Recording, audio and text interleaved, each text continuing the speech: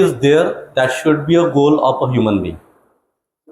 म्हणजे जे आहे ते मानवीय लक्ष्य आणि त्या मानवीय लक्ष्य अचीव करण्यासाठी then we went to the multiple that dimension. तर 5 वेगवेगळ्या dimension we went to that different 5 dimension. काय वाटते तुम्हाला? So will again come back with this. तर basically we are achieved means we are achieving that human goal की problems आहेत. मग इथे एक त्या प्रॉब्लेम्सकडे आपण लक्ष देण्याचा प्रयत्न केला की तो प्रॉब्लेम काय आहे ना. तर एकदम ग्रॉस मिसअंडरस्टँडिंग है ना, बेसिक कि खुद को हमने शरीर माना हुआ है. आणि जर खुद को शरीर माना है, आपलं एस्पिरेशन काय आहे? सुखी सुखी और समृद्धि होना है ना. ये बेसिक एस्पिरेशन है. और सुखी और समृद्ध ये अगर बेसिक एस्पिरेशन है ह्यूमन बीइंग का, और मैंने अगर खुद को शरीर माना है, तो ये बेसिक एस्पिरेशन फिर कैसे फुलफिल होगा?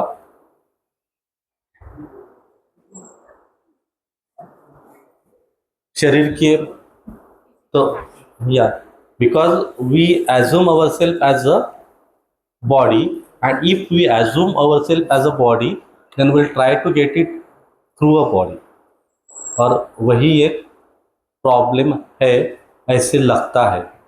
then we have to explore for that one, and that's why then it has been mentioned अगर खुद को शरीर माना है तो then we are trying to get it through the physical facility, through the body, and that is what the problem of the exploitation. फिर हम exploit भी होते हैं, एक्सप्लॉयट भी करते हैं ना. That is what the dominations and the exploitations. And then and that is what the core for the today's socio economic system. सध्याची जी सोशियल आणि इकॉनॉमिक सिस्टीम आहे तर आपल्याला दिसून येते की it is based on this fact. What fact? कि कोई डोमिनेट कर रहा है, कोई डोमिनेट हो रहा है ना. कोई एक्सप्लॉइट कर रहा है, कोई एक्सप्लॉइट कर रहा है और बहुत सारे एक्सप्लॉइट हो रहे हैं. बहुत कम डोमिनेट कर रहे हैं, बहुत सारे डोमिनेट हो रहे हैं. And this is what is the picture of today's socio eco system. आणि मग इथे आपण प्रपोजल देतोय की व्हाय द बेसिक, कारण the ultimate our goal, it gets started from the right understanding and the right feeling, and that is what is naturally accepted. And what are the feeling of acceptance, what the feeling of naturally acceptance, that is called as the happiness, and that is there. Okay, and that is what we should start from that point.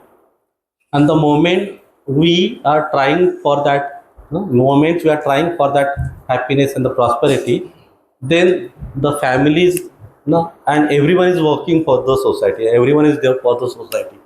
तो ऐसे लोग society के लिए आते हैं और ऐसे लोग society में हमें दिखाई भी देते हैं ना. तो we'll go with one practice session है ना, human role in the mutual enrichment in the nature. तो हम एक वीडियो क्लिप देखते हैं कि जहाँ पे है ना कि ऐसे नेचर के साथ क्या हम काम कर रहे हैं. And then will have the discussion on that one, will discuss on that one. और फिर उसमें हम ही दिखाई देंगे है ना, मैं और प्रतिभा जी है ना, हमारी धर्मपत्नी, हम ही वहाँ पे दिखाई देंगे.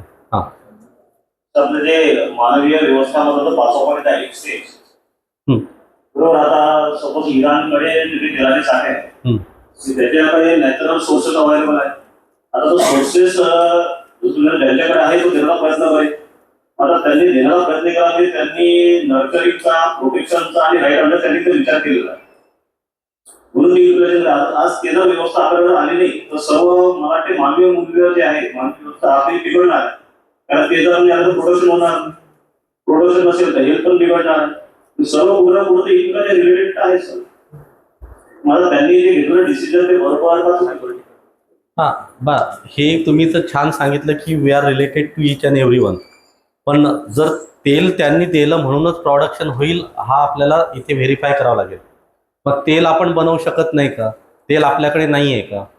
तर तैलीय प्रकारच्या वनस्पती आहेत. मग आपल्याला तिथे संशोधन करायचंच नाही आहे. आपल्याला रेडीमेड कुठनं तरी एक्सप्लॉइट करून आणायचं आहे. मग आपल्याला म्हणतोय ना आपण इनोव्हेशन करायचं. मग तैलीय जातीच्या खूप साऱ्या वनस्पती आहे. मग आपण तशी शेती करूया, तिथनं तेल घेऊया. मग आपण आता बिईंग अ इंजिनियर आपण तिकडे आपलं लक्षच नाही आहे. आणि अशी झाडं आहेत, असे झाड पण आपल्याला ते नाही करायचं आहे. म्हणजे आपल्याला इनोव्हेशन पण करायचं आहे. कशासाठी? एक्सप्लॉयटेशनसाठी. आपल्याला इनोव्हेशन ह्यासाठी नाही करायचं, नर्चरिंगसाठी. तर आपल्याला इनोव्हेशन करायचं नाही असं नाही म्हणत आहे, इनोव्हेशन करायचं आहे. आपली दृष्टी आता परिमार्जित करायची आहे. असे इनोव्हेशन की जिथे नॅचरल रिसोर्सेस तेलाचे अवेलेबल्स आहे. असे आता समजा गॅस ना, तर गॅससाठी तर प्रत्येक गावामध्ये गाई आहे, म्हशी सगळंच आहे. तर गोबर गॅस जर हे युनिट जर एक लावलं तर ते गावाची पूर्ण गॅसची जी आवश्यकता आहे ती फुलफिल होते. आपण करतोय का? आपण त्या सिलेंडरच्या मागे धावतो. अदरवाईज बिलकुल काही गरज नाही. पूर्ण एका गावाचं एकच तो गोबर प्लॅन्ट एकच, त्या एका गोबर प्लॅन्टला सगळं पूर्ण गाव ते फुलफिल होणार. पण आपण तशी सिस्टीम नेतोय का? मग आपण म्हणतो नाही नाही ते नाही, ते असं आहे तसं आहे. मग आपण परत चाललो त्या सिलेंडरच्या मागे, मग ते सिलेंडरच्या लाईन. तर मला असं वाटतं ना की थोडंसं आपल्याला सोल्युशन्स जे आहेत ना त्या सोल्युशनकडे जावं लागेल. तर तसंच आता हे एक आपण दाखवतोय की नॅचरल फार्मिंगसाठी आम्ही मदत करतोय ना. तर नॅचरल फार्मर्ससाठी आम्ही मदत करतोय. मग आम्ही काय केलंय की वी आर व्हिजिटिंग, वी म्हणजे मेजरली प्रतिभाजीनी केलं, म्हणजे माझी मिसेस. तिने 2016ला आम्ही हे ग्रुप स्थापन केला. आज 10 वर्ष दररोज म्हणजे दर संडेला हा ग्रुप होतो. तर आणि आता वेनसडे, सॅटर्डे आणि संडे असे ग्रुप चालतात. तर आम्ही काय केलं तिथे की शेतकऱ्यांना म्हणजे नॅचरल फार्मिंग करण्यासाठी प्रोत्साहित केलं. मग जेव्हा प्रोत्साहित केलं तर ते म्हणाले मग आमचं उत्पन्न म्हणजे जे प्रोडक्शन आहे ते कोण घेणार? मग त्यासाठी आम्ही बाजारपेठ त्यांना पुण्याला दिली. आणि आता असे 22 ग्रुप पुण्यामध्ये आहे आणि पश्चिम महाराष्ट्रामध्ये 4-5 ग्रुप आहे. आता आम्ही आपल्या खानदेशमध्ये म्हणजे खानदेशचा आपला तो भाग आहे ना, धुळे साईड, पाचोरा, चाळीसगाव, धुळे, नंदुरबार या साईडनी आता आपले ग्रुप तयार होतात आहे. आणि आता इथे अंकुश भाऊ भेटल्यामुळे है ना, कुठे आहे हां, तर इथे म्हणजे आणि मनोज भाऊ असे ते खामगावसाठी तयार झाले, हे मलकापूरसाठी तयार झाले. तर असे पुढच्या 6 महिन्यात आपण आता इथे पण सुरू करू. कारण त्यांनी मला सांगितलं एक मनोज खर्चे म्हणून जो खास शेतकरी इथे आहे ना, त्यांना माहीत आहे ते. तर हे सुरू आहे. मग आम्ही यासाठी खूप काम म्हणजे आम्ही म्हणजे मिसेस खूप काम करते. ती खूप ठिकाणी फिरते यासाठी आणि तिचं फिरणं खूप आहे. आणि ती एवढी फिरते की आज ती आजारी आहे, म्हणजे ती आज आराम करते. कारण खाणं आणि ते खूप म्हणजे अफेक्ट होते. पण सांगायचं असं आहे की आज 10 वर्षामध्ये एकाही संडेला बाजारपेठ भरली नाही असं झालं नाही, इव्हन दो करोना पिरियडमध्ये ना. आज आमच्याकडे 100+ शेतकरी तयार झालेले आहे. आमच्या 100 शेतकऱ्यांकडे कोणाचकडे लोन नाही आहे, एकही लोन फ्री सगळे. आणि प्रत्येकाकडे गाडी आहे, प्रत्येकाकडे स्वतःची गाडी आहे. तुम्हाला दिसेलच ते पिक्चर्समध्ये की स्वतःच्या गाडी, लोन नाही. आणि ऑलमोस्ट 1000 एकर प्लस एवढी शेती आता नॅचरलच्या अंतर्गत केलेली आहे. तर आमचं अल्टिमेट पहिलं ध्येय हेच आहे की नेचरचं एक्सप्लॉयटेशन न होण्यासाठी काम करायचं. आणि ते काम करत करत असताना मग नॅचरल शेतीकडे वळालो.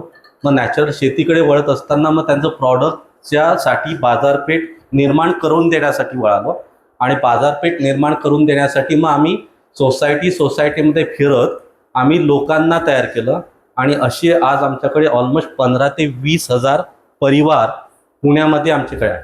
फक्त पुण्याचं, नंतर बाकीचं तर आलं. आणि हे आम्ही जेव्हा आम्ही उभं राहिलो तर ऑलमोस्ट 1000+ लोक तयार आहेत, तर 60 व्हॉलेंटियर्स अशी तयार आहेत की आता सिस्टीम ऑटोमॅटिक मोडमध्ये गेली आहे. आता म्हणजे प्रतिभा मागच्या 6 महिन्यापासून ती बाहेर होती आणि 2 महिन्यात इथे आहे, तरी पण सिस्टीम तशीची तशी चालू आहे. आणि आज सिस्टीम ती एक्सपांडेड झाली आहे, म्हणजे वेनसडे, सॅटर्डे आणि संडेला त्या सुरू होतात. त्या शेतकऱ्यांच्या मुलांच्या शिक्षणाची जबाबदारी आमच्या ग्रुपने घेतलेली आहे पूर्ण. म्हणजे तर त्यांचं एज्युकेशन काय करायचं, त्यांच्या आता पॉलिटेक्निकला आहे, कोणी इंजिनिअरिंगला आहे, कोणी डिझायनिंगला आहे, कोणी पहिलीत आहे, कोणी तिसरीत आहे. तर त्याची ते मीटिंग्स आमच्या होतात आणि त्याही पूर्ण जबाबदारी आम्ही घेतली. आणि हे करत असताना मिडल पर्सन म्हणजे शेतकऱ्यांना रेट डायरेक्ट मिळतो, मिडल पर्सन 0 आहे.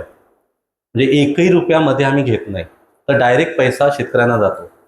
यामध्ये आम्ही जेव्हा सोसायटीमध्ये जातो तर आम्ही श्रमचं महत्त्व काय, शेतकऱ्यांच्या श्रमाचा सन्मान कसा करू शकतो, शेतकरी हा शेतकरी नसून तो आपला संबंधित आहे हे कसं, त्यावर आमचे सेशन असतात. आणि जो रेट आहे हा 2 ते 3 वर्षासाठी सेम असतो. फॉर एक्झाम्पल मार्केटमध्ये कांदा 50 म्हणजे 100 रुपये असला तरी आमचा 50, मार्केटमध्ये 5 रुपये असला तरी आमचा 50, आणि 50 रुपये कांदा घेणारी आमची ग्राहक तेच असतात. ते बाहेर जात नाही की बाहेर 5 आहे म्हणून जाते. तर अशी म्हणजे बाजारपेठ म्हणायच्या अगोदर आम्ही म्हणतो की आम्ही मानव संबंध आणि मानवेतर संबंधांसाठी काम करतो, आणि त्याचं मग एक छोटंसं आउटकम जे आहे ते जो ग्रुप दिसतोय. तर मला असं वाटतं की म्हणजे तुम्ही लोक करतातच आहे, सगळेजण छान काम करताय, पण मला असं वाटतं की एक छोटासा प्रयास जो आमचा आहे तो इथे दाखवावा आणि त्यावर मग आपण डिस्कशन करू शकतो.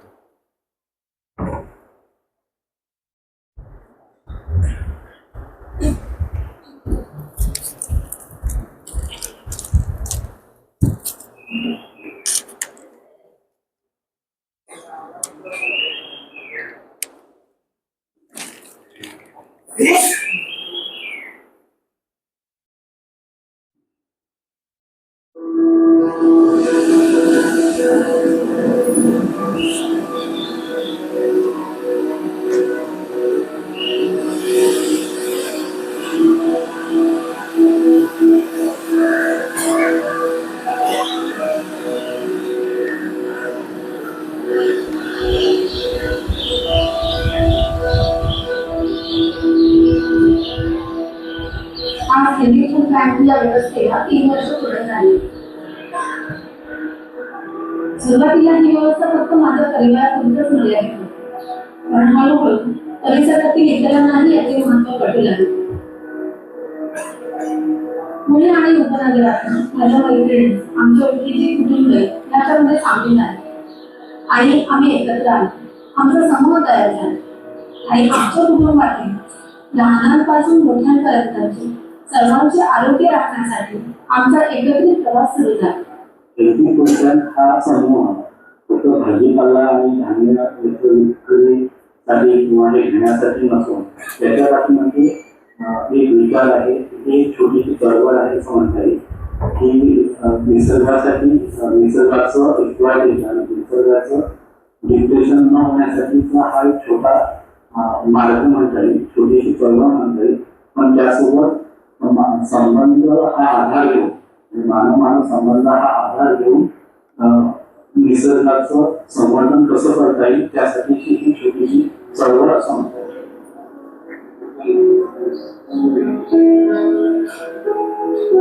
शुद्ध नैसर्गिक अन्न म्हणजे औषध.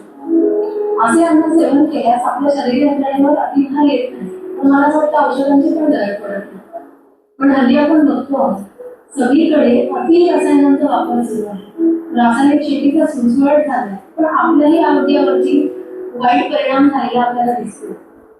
तो अशा परिस्थितीमध्ये शेतकरी आपले थेट ग्राहक अशी एक वितरण साखळी तयार केली तर असा विचार पुढे आला आणि तो एकमताने मान्य पण झाला. मग भाजीपाला, फळे आणि इतर जिन्नस जे आम्ही बाजारातून घेत होतो ती थेट शेतकरी दादांकडूनच घ्यायचे ठरले आणि यासाठी आम्ही एकमताने कामाला लागलो. आणि आता अशी यंत्रणा पुण्यामध्ये कोथरूड, बामण, पाषाण, अशोकनगर, दिगडी पिंपरी, सरकारनगर, विवेवाडी, देशपांडेपुरा इतर ठिकाणी सुरू आहे. या समूहामध्ये म्हणजे नैसर्गिक भाजीपाला आणि धान्य आपण म्हणतो तर यामध्ये ZPNF आणि SPNF करणारे शेतकरी दादा आणि ताई, त्याचप्रमाणे युवाधन शेती करणारे शेतकरी दादा आणि ताई आणि फार्माकल्चर शेती करणारे पण यांना आपण समाविष्ट केलेला आहे आणि त्यांचं भाजीपाला आणि धान्य हे आपण देतोय. आणि आरोग्यदायी आयुष्य कुणाला नको आहे? सर्वांनाच हेल्दी जगायला आणि मनसोक्त जगायला आवडतं. म्हणूनच आम्ही आमच्या या यंत्रणेत समविचारी अशा सर्व लोकांना सामील करून घ्यायचे ठरवले और काढला आम्ही म्हटलं.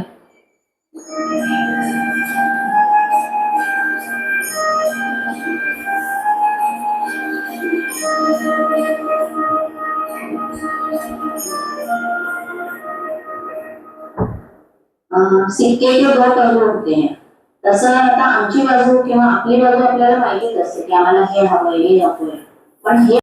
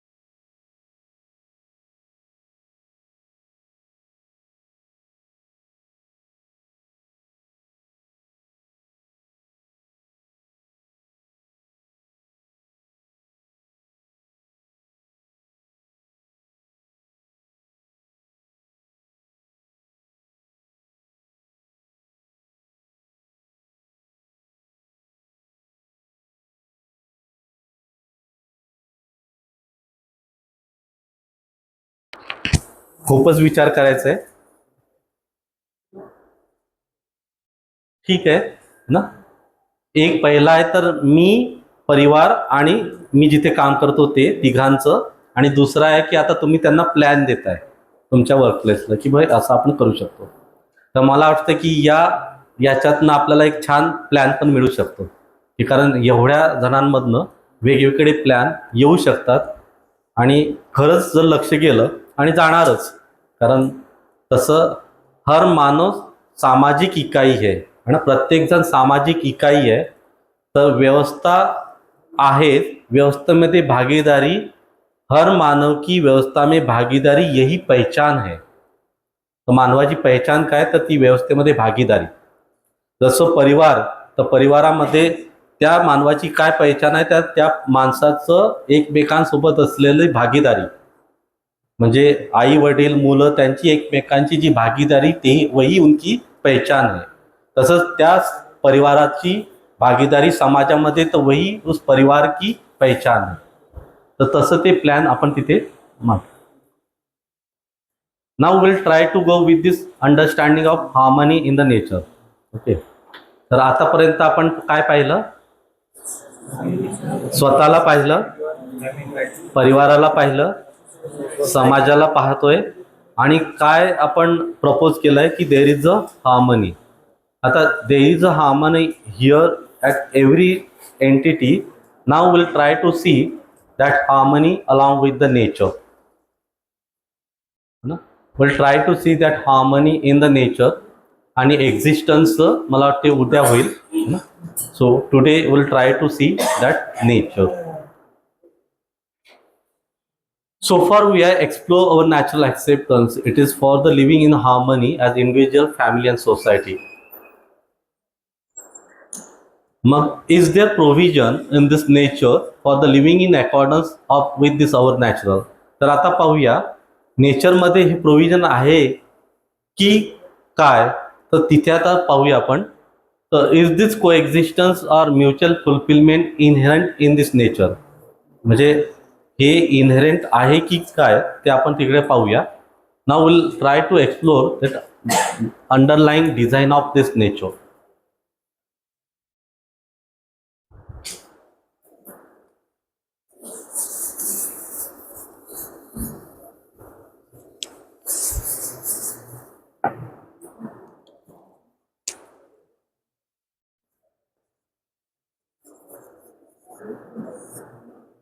So in nature there are the different types of the entities are there.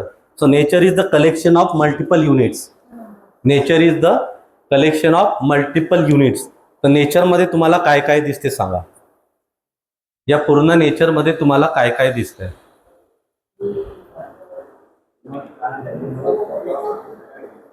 Water, tree, plants, animals,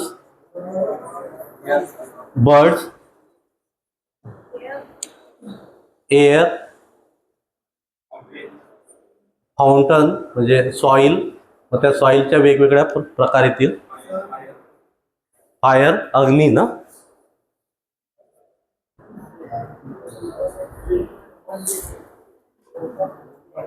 अजून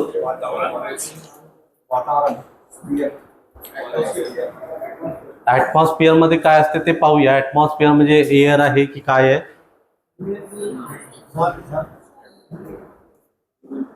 ह्युमन बिंग, आलं ते ॲनिमल, बर्ड्स. अजून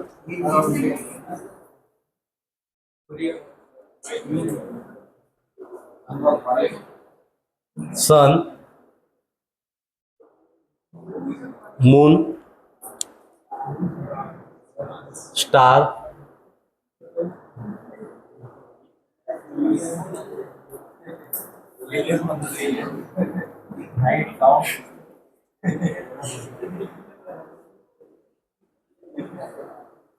light, sound,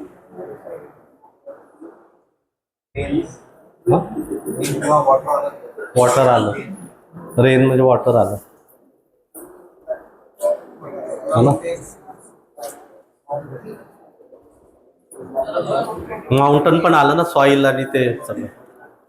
so here see है ना, the nature is the collection of units, the nature is the collection of unit, the air, water, tree, soil, है ना, animals, birds, human being, earth, moon, sun, metals, मग animal body, human body, cell, असं ते आलंय.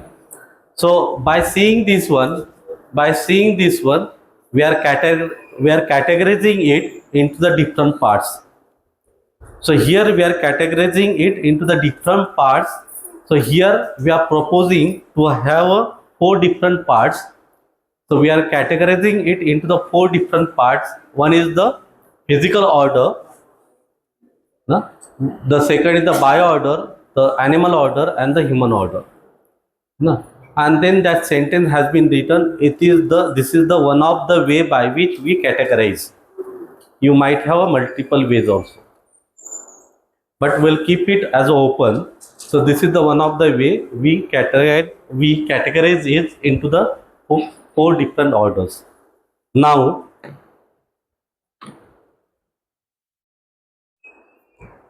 we'll consider this two. No, we'll consider this two. No? One is that we'll consider here the tree.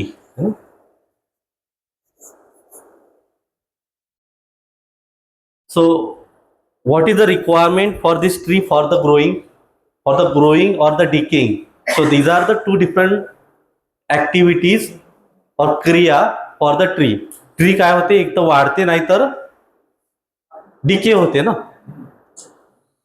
तर ह्या ट्रीला काय काय गरज आहे ना, the tree require the water, the tree require the soil, the fertiliser, the nutrients, है ना. So the tree is required. आता हे पाणी ट्रीला लागते. बरं, पाणी किती अवेलेबल आहे त्या झाडासाठी? पाणी किती अवेलेबल आहे? अबंडन्स. घेते किती? घेते किती? जेवढी आवश्यकता आहे तेवढी. जर एका झाडाला माहित आहे किती घ्यायचं आहे, तर मानवाचं काय? Are you getting it? Are you able to see the nature?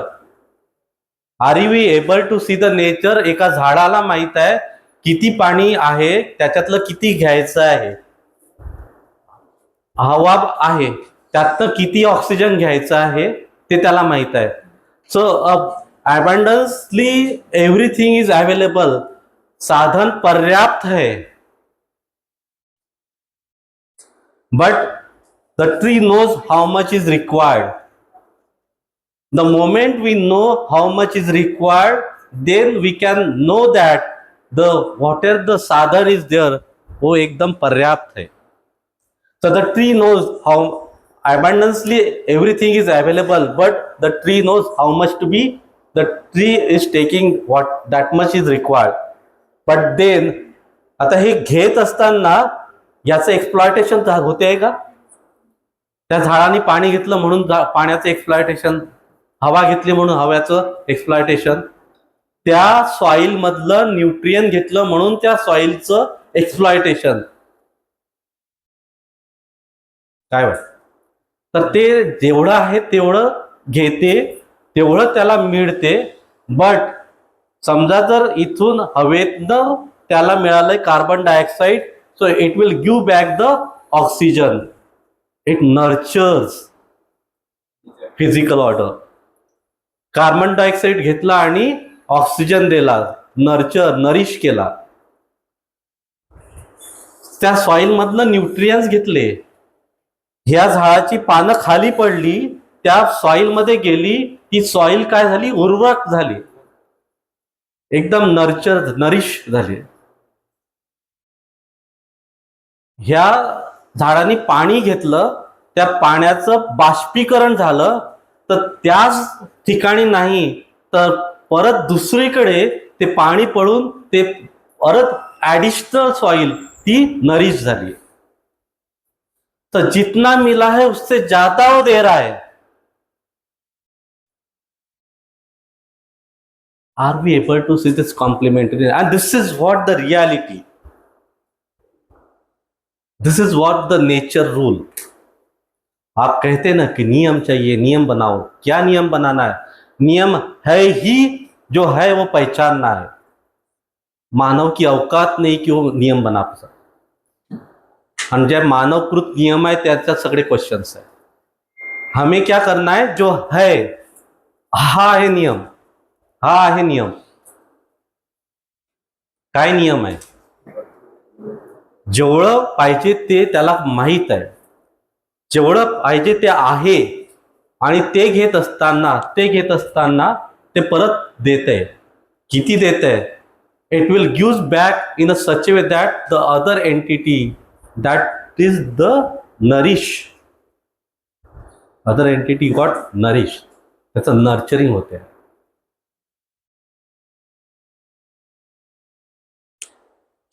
थोडंसं थांबून, नाही तर म्हणा ना सर तुम्ही काही सांगता सर हे असं आहे का? आमची पाहण्याची दृष्टी थोडी वेगळीच आहे. अशी आहे का? या दृष्टीने आपण पाहू शकतोय का? कारण इथे थांबून जर पाहू शकलो ना, हा नियम जर कळाला ना, तर मला माझ्या जगण्याचा नियम कळेल. हा जर नियम मला कळाला तर मला आता माझ्या जगण्याचा नियम कळेल. अदरवाईज जे आहे ते तर चालूच आहे. काय वाटते, मुलांना हे सांगण्याची गरज आहे की नाही? मुलांना सांगण्याच्या अगोदर आपल्याला समजून घेण्याची गरज आहे की नाही?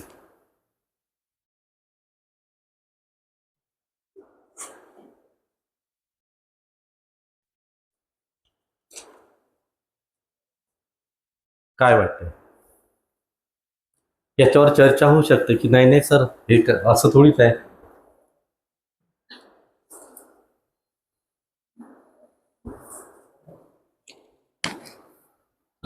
नकारने के लिए आप अपना पूरा लगा लीजिए. नकारने के लिए, ये ऐसा नहीं है.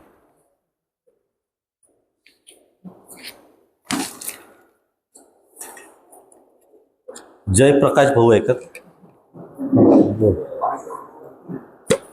सर यामध्ये असं आहे की जैसा है वैसा देखना समझना जानना और वास्तविक में रहना यही जीना है. क्या बात है. जयप्रकाश भाऊ जी गए, पा गए ना. पण याच्याबद्दल सांगा की आम्हाला, हे अजून काही ऍड होत असेल त्या दोघांबद्दल.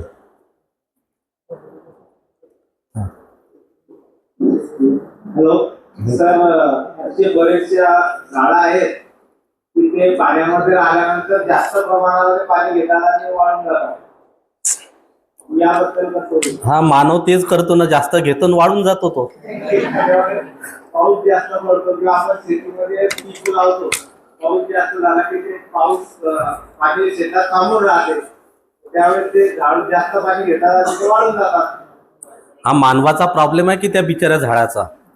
थांबल्यानंतर काही हा, मग थांबल्यानंतर म्हणजे तुम्ही तसं शेत बनवलं ते. माझं इथनं काही जायलाच नाही पाहिजे. थांबव मग सगळं तिथेच. कारण हा तिथे गेलं तर माती वाहून जाते. मग नाही जाण्यासाठी मग आपण तसं करतो. मग घे बाबा, घे पाणी पण घे. मला असं वाटतं ती मानसिकता पाहावं लागेल ना.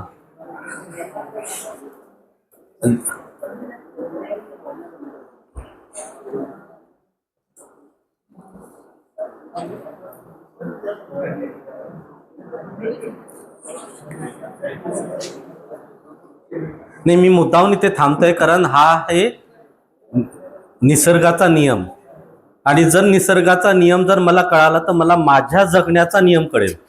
नाही सर, याला सोल्युशन आहे की जे मल्टीक्रॉप सिस्टम होती ना ती योग्य आहे.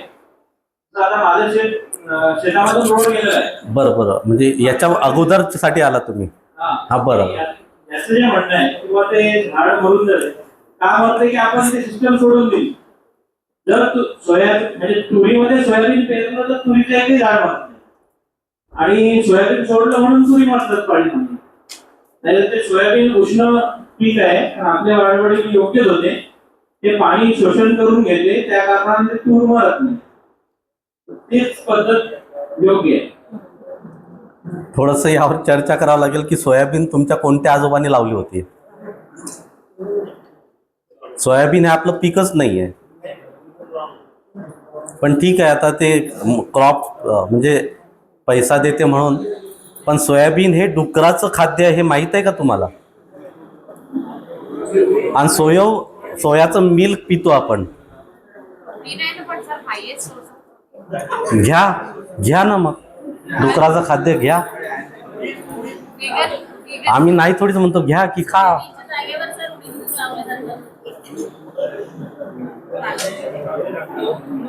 काय काय त्या डॉक्टरांनी सांगितलं आणि आपण मान्य केलं. सर्वात जास्त उडीदमध्ये असते. हा, मग हे पण डॉक्टरांनी सांगितलं.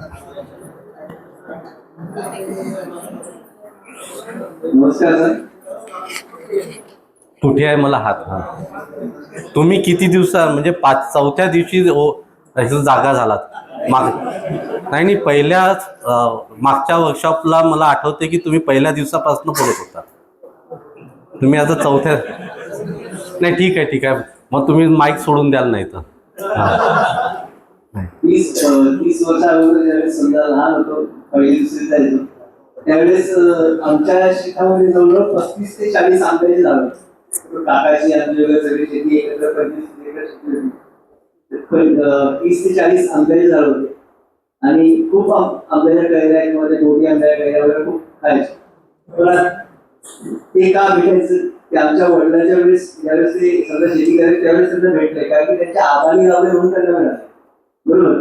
सो आता शेतामध्ये काय म्हणतो आपण की घराला जर तोरण जरी करायचं असेल तरी विकत आणावं लागतं. पानंही आणते. बरोबर. सो हे कशामुळे झालंय? मी पण समजा ज्यावेळेस 12वी झाली, 11वी 12वी झाली, नंतर इंजिनिअरिंगला झालो, बाहेर गेलो, आपण बघतो की याच्या शेतामध्ये किंवा याच्या घराच्या समोर कलमी आंब्याचं झाड आहे किंवा याचं दुसरं झाड आहे किंवा शेवग्याचं झाड आहे किंवा कुठलं काय झाड आहे. पण घरी जर आपण सांगायला गेलो तर ते काय म्हणतात की आम्ही काही शेतात राहत नाही, शेजारी येऊन कैऱ्या घेऊन जाईल किंवा शेजारी येऊन ते नारळ तोडून घेऊन जाईल. बरोबर. पण आता हेच कसं झाली, खेळाची मेंटॅलिटी तयार झाली. बरोबर की पण सगळ्यांनी जर लावलं तर कोण देणार असेल पडिया. आणि ज्यावेळेस लहानपणी शेतात जायचो त्यावेळेस शेतामध्ये गाजर असेल, मुळा असेल किंवा कोथिंबीर असेल, सर्व मिळायचं. सर्व काकडी असेल, टोमॅटो असेल, सर्व मिळायचं.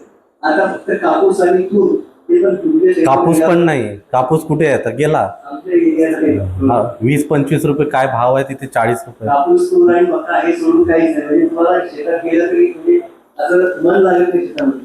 आणि पहिले शेतामध्ये जवळजवळ बांधावर 50-60 झाड होते. आता 1-1, 2-2 इतके उरलेले.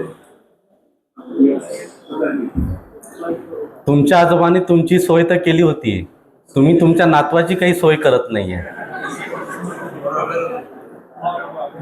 त्याला फक्त त्या म्युझियम मध्ये दाखवणार. याला म्हणतात झाड, याला म्हणतात आंबा.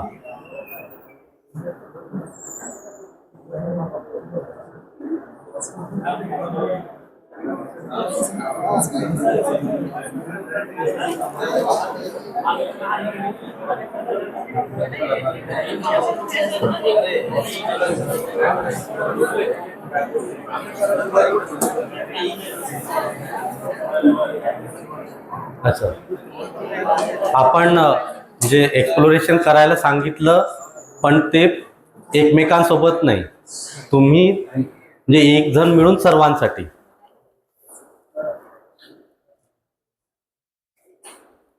इकडनं सांगायचं काही? हा नैसर्गिक नियम, निसर्गाचा नियम काय वाटते? तर आता जसं आपण 4G वापरतोय, आधी 2G होतं, नंतर 3G 4G 5G. तर ह्याच्यामुळे असं झालं की जे बर्ड्स आहेत, जी बर्डची संख्या ती एकदम कमी होऊन गेली. आता आपल्याला बर्ड्स पण हवे आणि नेटचा स्पीडही पाहिजे, 5G 6G एक पुढे. मग आता या दोघांचं संतुलन कसं राखताय? म्हणजे आपल्याला डेव्हलपमेंट करायची आहे तर मग नेचरचा त्रास होतो यामध्ये. 6G, आता 6G आला, तुम्हाला 7G आला, म्हणजे तुमचा संबंध सुधारला का?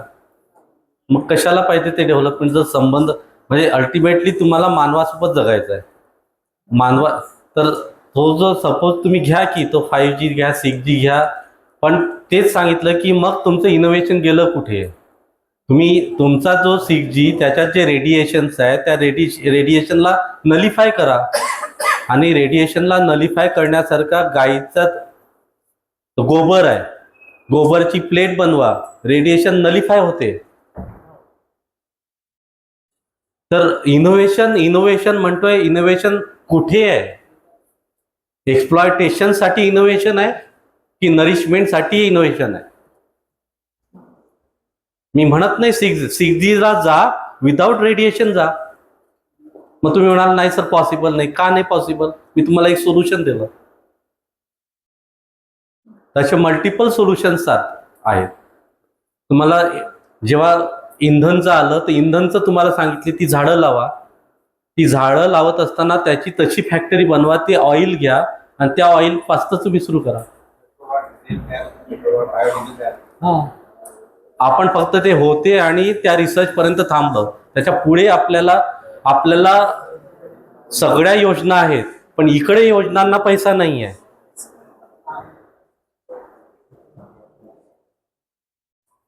या योजनांना का पैसा नाहीये?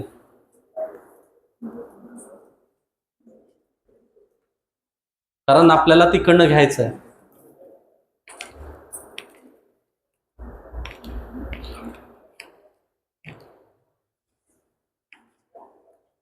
तर ह्या जो निसर्गाचा नियम आहे, जे निसर्ग आहे आणि जो नेचर आहे, इकडे आपलं लक्ष जाते का? इकडे आपलं लक्ष जाते का? की the needs are definite, the needs are getting fulfilled, so there is a provision in this existence for the fulfilling of the needs.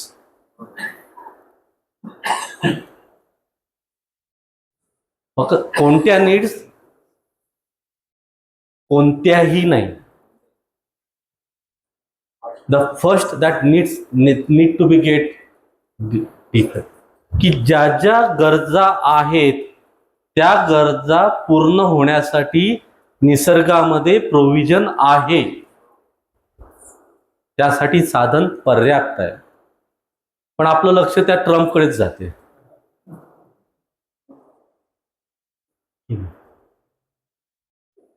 तर थोडस जर इकडे पाहिलं ना, आणि ही सिस्टीम, अशी सिस्टीम ना गावामध्येच सगळ्यात पहिले सक्सेसफुल होऊ शकते. एक गाव जर, आणि त्यासाठी तुम्ही हिवरे बाजारला जा. एक गाव सक्सेसफुल होणं म्हणजे काय, त्या माणसाने काय एफर्ट्स घेतले ते तुम्हाला पाहता येईल. ह्या सगळ्या गोष्टी तिथे अवेलेबल की नाही. म्हणजे ते इम्पॉसिबल आहे असं पण नाही आहे, ते आहे आणि ते आपल्याच महाराष्ट्रात आहे. बरं, ते एकच गाव नाही, आता त्याला पाहून पश्चिम महाराष्ट्रामध्ये असे 4 ते 5 आता गावं तयार झालेत. आपल्या विदर्भाचं काय?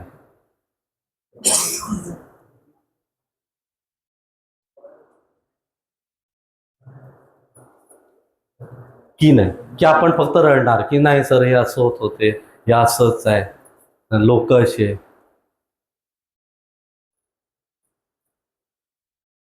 काय म्हण आहे ती लोकांबद्दल? नाही,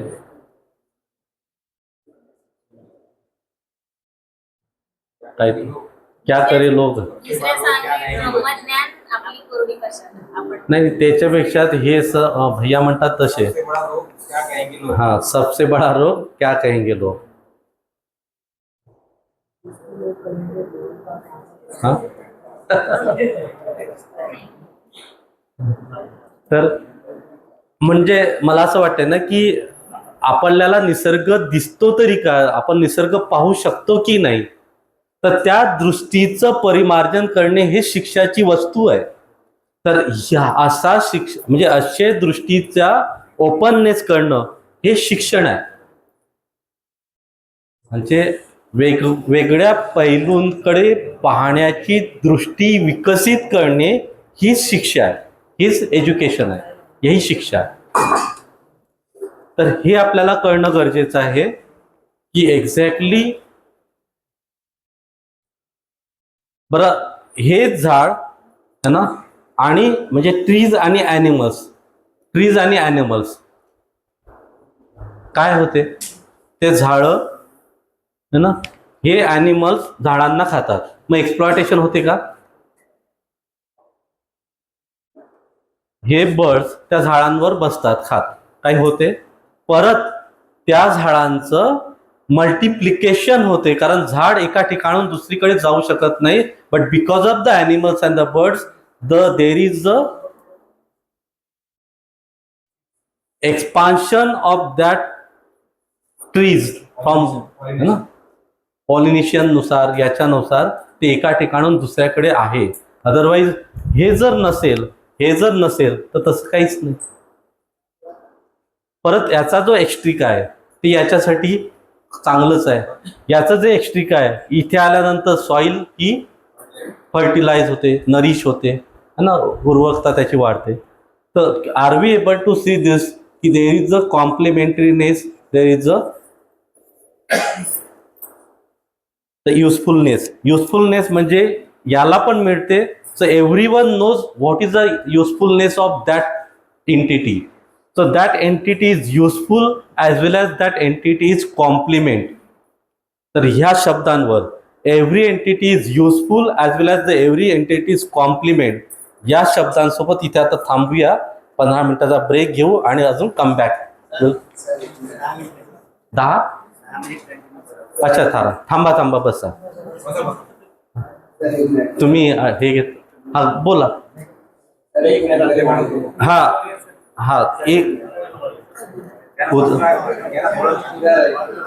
एक मिनट. हाँ, तो हम आपसे सुनेंगे, फिर सर 5-10 मिनट बात करने के. हाँ सर, जैसे जो प्लांट की बात हो रही है, इसमें हमने 3 टाइप प्लांट रखे हैं. हाँ. Short, long end medium. हाँ. शार्ट और लॉन्ग मीडियम. अपने कॉलेज एरिया में तो शार्ट प्लांट में रख सकते हैं, मीडियम में रख सकते हैं. ऐसा क्यों? ऐसे क्यों बोलते हैं उस पर. और जैसे फील्ड एरिया है तो उसमें 60 प्लांट रखते हैं छोटे. और साउथ में अधिकतर के लॉन्ग प्लांट है, कर्नाटक और केरला, गोवा में. तो उसमें से कौन से प्लांट अधिकतर मैक्सिमम नेचर को बैलेंस कर रहे हैं, उसके बाद जैसे अपने जहाँ तक मुझे आइडिया है, मलकापुर जो मैं जान रहा हूँ, तो उसमें मीडियम क्वालिटी की मेडिसिन देते हैं. ये जो मौर्य जी ने बहुत अच्छे से एक पॉइंट रखा है ना, कि किसी पेड़ का हाइट कितना हो सकती है. क्या आपने देखा कि किसी पेड़ की हाइट बढ़ते जा रही है, एक जगह पर वो जाते हुए वो रुक जाती है, तो वो भी एक संतुलन उसे पता है ना. एक मिनट है ना, मैं आपको और बताता हूँ.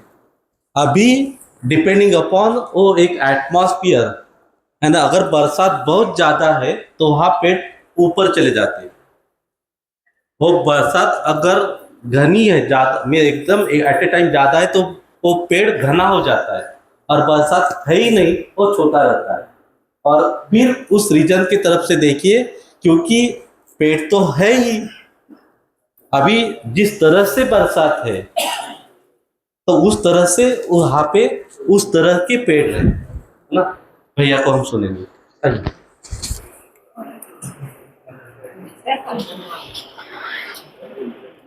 थोडंसं भैयांबद्दल सांगतो. तुम्हाला माहीतच असेल, भैयांचं काम एन्व्हायरमेंटमध्ये खूप आहे ना.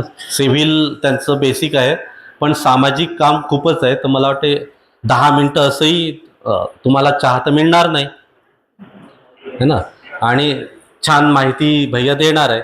त्यामुळे मला असं वाटतं की तुम्ही त्यांना म्हणजे ऐकण्याचा म्हणजे ते प्रपोजलच आहे, तुम्ही ऐका नका करू, भैया सांगणारच आहे. या विषयाच्या अगोदर मला सरांनी सांगितलं की आपल्याला गरज किती आहे, निसर्गाकडून आपल्याला किती कोणत्या गोष्टी लागतात, ही रिक्वायरमेंट पहिले ओळखणं गरजेचं आहे. आणि मग त्यामध्ये मी निसर्गाला काही देतो का, मी निसर्गाकडून किती घेतो, माझं जीवन चालवण्यासाठी माझ्या काय काय गरजा आहेत, आणि मग त्या गरजा मी एक्सप्लोइट केल्या आहेत का, आणि त्या गरजा पूर्ण करण्यासाठी मी निसर्गाचं दोहन करतो आहे का, हा प्रश्न आपण आता प्रत्येकाने विचारायला पाहिजे. आपल्या म्हणजे विशेष करून आपण म्हणू तंत्र शिक्षण देणाऱ्या संस्थांमध्ये आपल्यासारखे जे टीचर आहेत, आपल्या सगळ्यांना ती सवय आहे की आपण वेगवेगळ्या प्रकारचे टेक्नॉलॉजीचे सगळे संशोधन प्रयोग हे वाचू शकतो, हे समजू शकतो. वेगवेगळ्या भागामध्ये कुठे कुठे काय काय संशोधन चाललं वगैरे अशा केस स्टडीज अभ्यास करण्याचा आपल्याला सराव आहे. परंतु आपण हे करतो का? करत असू तर किती करतो हे आता आपल्याला विचारण्याची गरज आलेली आहे. जेव्हा आपण म्हणतो किंवा मी एक आधुनिक तंत्रशिक्षण देणाऱ्या संस्थेमध्ये एक शिक्षक म्हणून आहे, टीचर आहे, प्रोफेसर आहे, जे काही आपण आपल्याला नॉलेज देण्याचं काम आपल्याला मिळालेलं आहे, मग आपला जो विषय आहे त्या विषयापुरतच आपण आपल्याला मर्यादित ठेवतो का? हा प्रश्न आपण प्रत्येकाने आज विचारण्याची गरज आहे. आपण जर आता बघितलं तर आज अनेक वेगवेगळ्या लोकांनी आपापले विषय मांडले. कोणी सांगितलं किंवा ते इराणमधलं तेलाचं असं झालं पाहिजे, ते डिझेल आपण शेअर केलं पाहिजे, आपण विनिमय करतो का? किंवा मग प्लास्टिक बंदी केली पाहिजे, सरकारने केली पाहिजे, एकाच वेळेला बंद करून टाकलं की कोणाला प्लास्टिकच्या पिशव्या भेटणार नाही. किंवा मग असे अनेक विषय आहेत की ह्या सगळ्या विषयासाठी आपण दुसऱ्याकडून अपेक्षा ठेवतो की बा ह्यासाठी दुसऱ्याने काहीतरी केलं पाहिजे. परंतु आपण काय काय करतो हे पहिले आज आपल्याला विचारण्याची गरज आहे. आणि इथे आपण आता जे व्हॅल्यू एज्युकेशन बद्दल जेव्हा जाणतोय ना, तेव्हा प्रत्येक क्षणाला आपल्याला हे लक्षात येते की नॅचरल ॲक्सेप्टन्स काय आहे प्रत्येक गोष्टीबद्दलचा. खूप सारे असे विषय असतील आपल्याकडे की प्रदूषण, त्याच्याबद्दलचा माझा नॅचरल ॲक्सेप्टन्स काय आहे.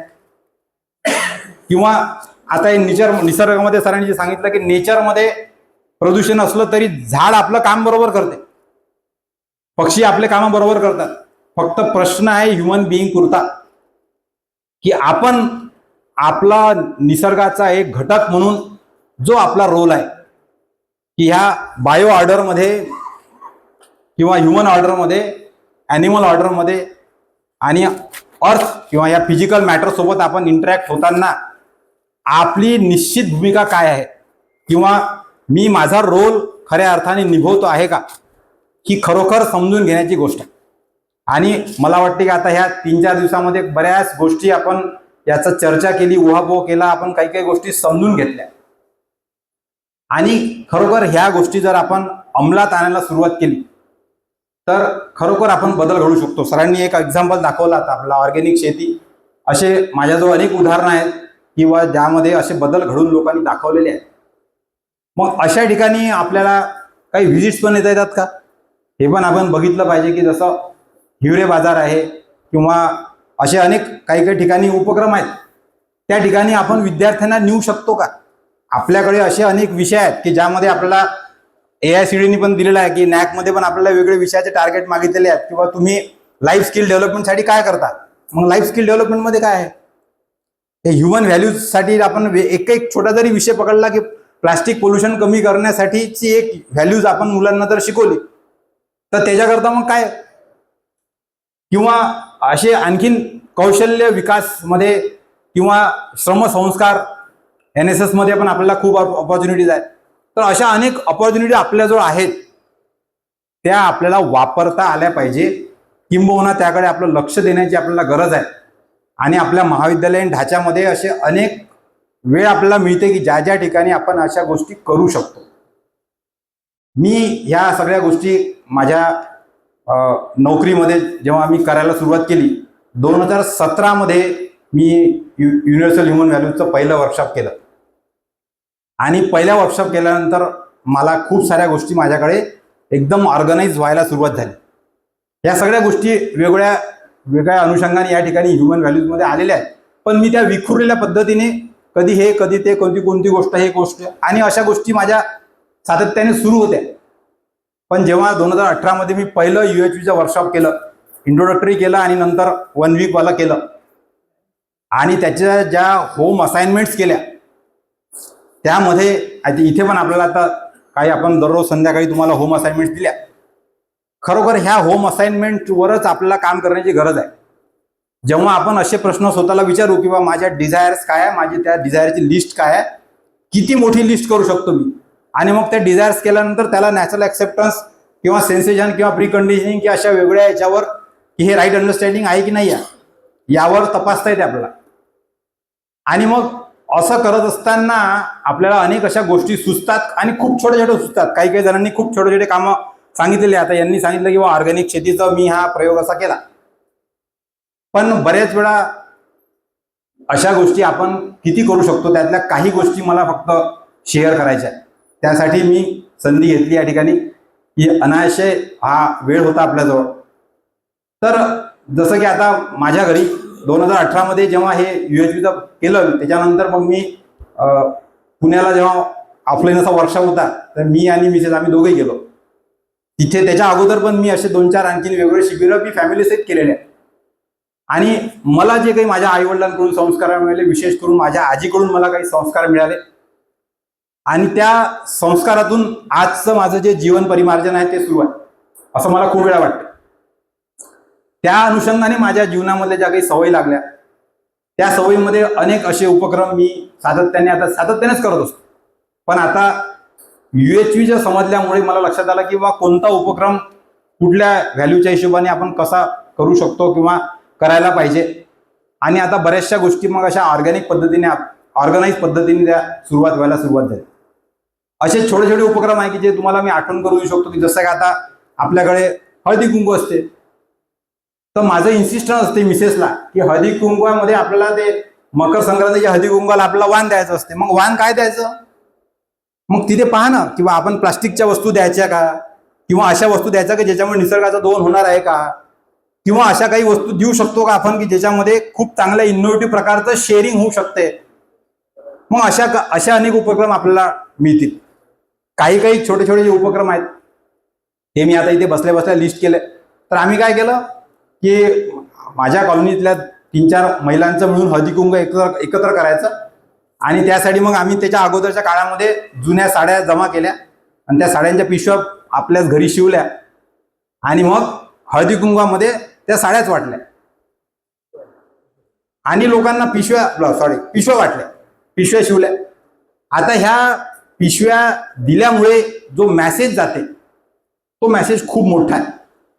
आणि तो मेसेज कोणी म्हणजे मी इंजिनिअरिंग कॉलेजमध्ये टीचर आहे आणि मग आपल्याला काय नाही तर दाखवायसाठी असते की किती मोठी वस्तू दिली त्या वस्तूवरून आपण एकामेकाचं अनालिसिस करून मग आपण त्याच्यावरून आपलं ठरवतो.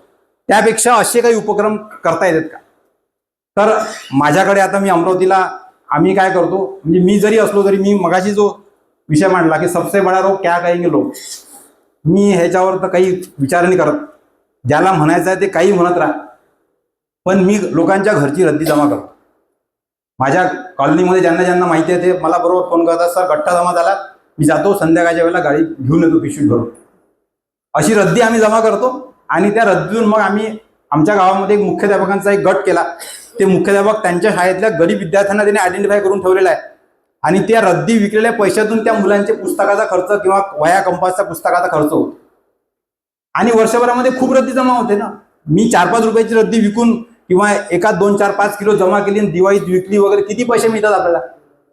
परंतु हे दिल्याचं जे आनंद आहे ना, हा जो सेवेचा आनंद आहे ना, तो खूप मोठा प्रचंड आनंद आहे. असे खूप उपक्रम आहेत छोटे छोटे की जे आपल्याला करता येते. आपल्याकडे आता सध्या माझे हे सगळे उपक्रम सुरू आहे म्हणून मी तुम्हाला सांगतोय की आता फळांच्या बिया सुद्धा आम्ही जमा करतो. म्हणजे माझ्या घरातल्या नातेवाईक सगळ्या लोकांना माहिती आहे, म्हणजे बाहेर गावाचे नातेवाईक पण माझ्याकडे आंब्याच्या बिया, जांभळाच्या बिया, आवळ्याच्या बिया, बोराच्या बिया, अशा विशिष्ट फळांच्या बिया, चिक्कूच्या बिया ज्या ज्या काढून ते साठवून ठेवू शकतात ते तिथे जमा करतात. जेव्हा पण एखाद्या सणाला, महालक्ष्मीच्या वेळेला, दिवाळीच्या वेळेला किंवा काही लग्नाच्या वेळेला आले तर ते बरोबर त्यांच्या सामानामध्ये ते बिया घेऊन येतात आणि बरोबर माझ्याजवळ देतात. आणि त्या बिया गोळा करून मग आता अमरावतीमध्ये माझ्याकडे 4-5 आमच्या गोशाळा आहे.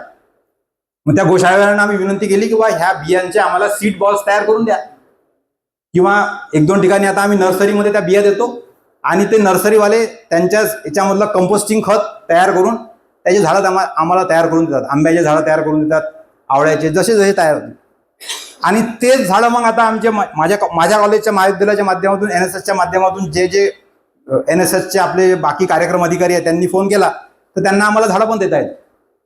किंबहुना आता आम्हाला ते कमी पडायला लागलेलं आहे. म्हणजे नेणारे लोक जास्त झालेले आहेत, त्यांना माहिती आहे किंवा आणि आता बिया देणारे पण गोळ्या करून. आणि आता हे आम्ही सातत्याने करतोय. म्हणजे दरवर्षी आता लोकांना माहीत झालंय की बा अशा प्रकारच्या बिया गोळा करून, आणि मग लोक त्याच्यामुळे पण आता अनेक अशा 2-4 कॉलेजमध्ये आणखीन काही असे प्राध्यापक तयार झाले जे माझ्यासारखे, की जे एन्व्हायरमेंट विषय शिकवतात किंवा NSS सांभाळतात किंवा मुलांसोबत त्यांचा संपर्क आहे. त्यांनी त्यांच्या घरी आता असा उपक्रम सुरू केला की आपण ही बिया गोळा करायच्या आणि सीड बॉल तयार करायचे किंवा झाडं तयार करायचे आणि लोकांना लिहून द्यायचे. असे अनेक उपक्रम आहे की जे आपल्याच स्तरावर आपण त्याला कुठलाही काही वेगळी गरज लागत नाही, ते आपण सुरू करू शकतो. आपण म्हटलं की ऊर्जा संवर्धन आपल्याला जर करायचं असेल तर मी 15 वर्षापूर्वी माझ्या घरी सोलर लावलं. मला लोकांनी लक्षात, आता सोलर खूप कॉमन झालेलं आहे, पण मी त्यावेळेला पहिले 32 किलोवॅटचे पॅनल आणून माझ्या 4 रूममध्ये, त्यावेळेला महाराष्ट्रामध्ये तुम्हाला माहित असेल तर एनर्जी क्रायसिस होते, लॉकडाऊन आपलं हे लागत होतं, 1-2 तास लाईन जात होती. मग काय करायचं, तर म्हणून मी 4 लाईट आणले, 8 म्हणजे 4 वॅटचे 2 असे 8 केले, 832, आणि एक 32 वॅटचं सोलर पॅनल आणून माझ्या 4ही घरामध्ये लाईट राहत होता. फॅन नाही चालणार, पण माझ्या 4ही रूममध्ये उजेड आहे.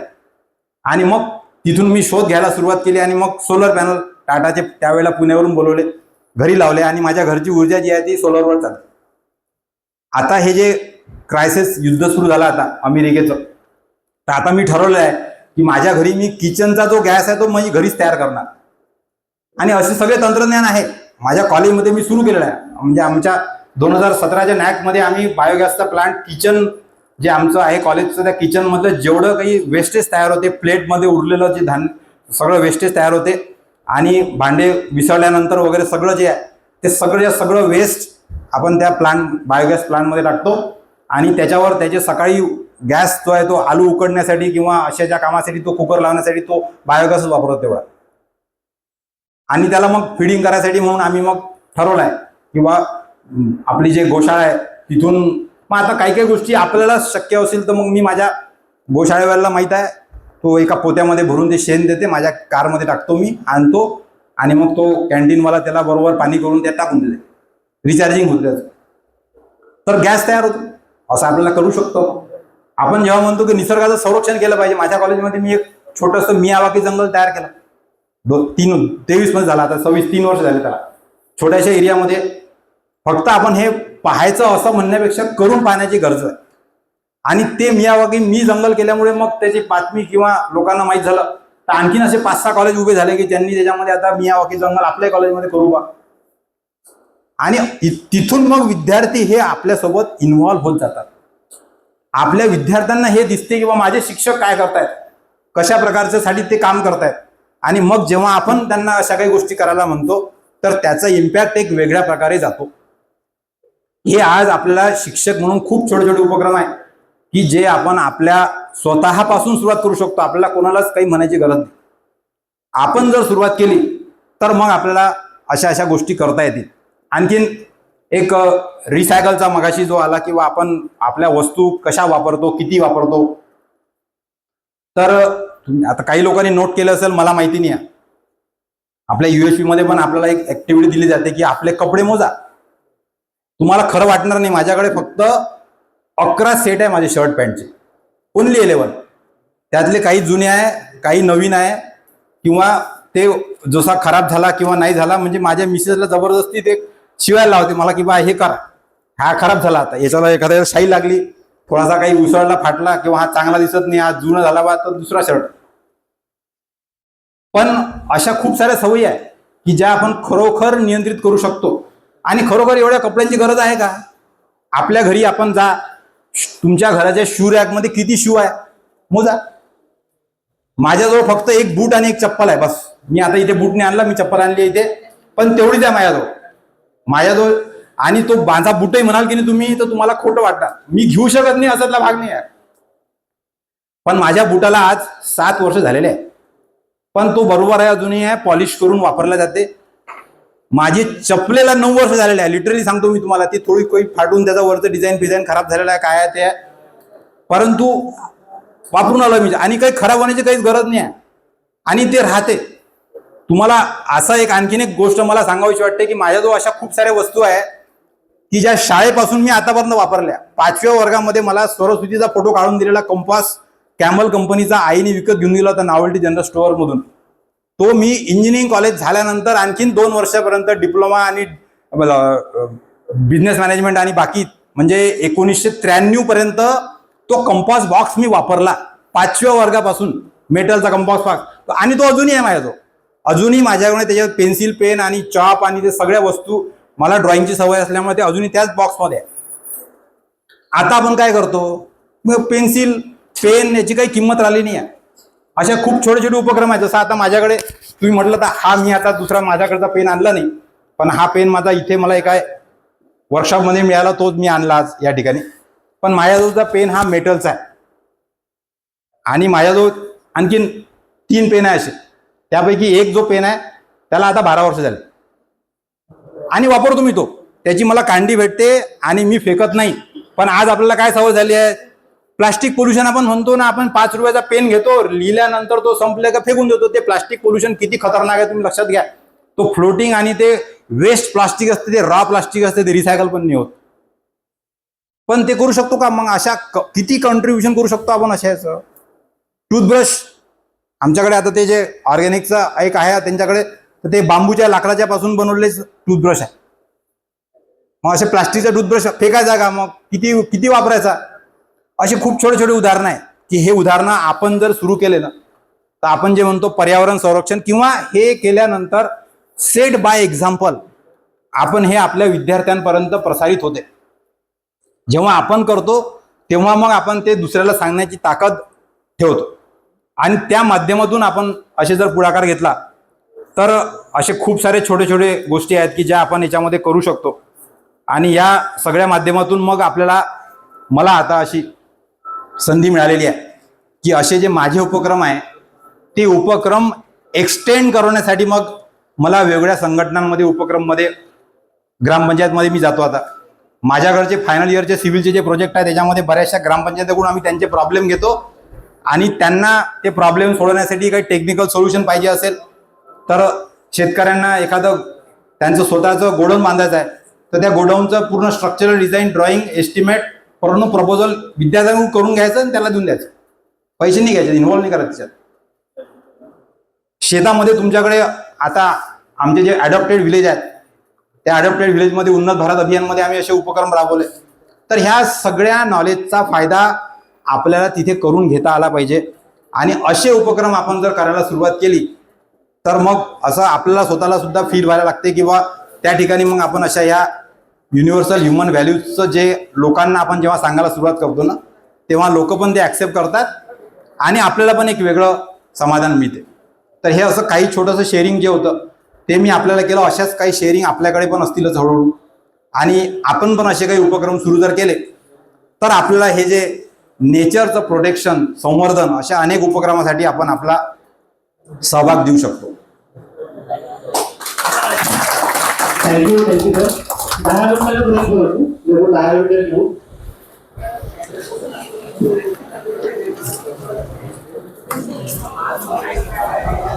सांगा 5 मिनिटं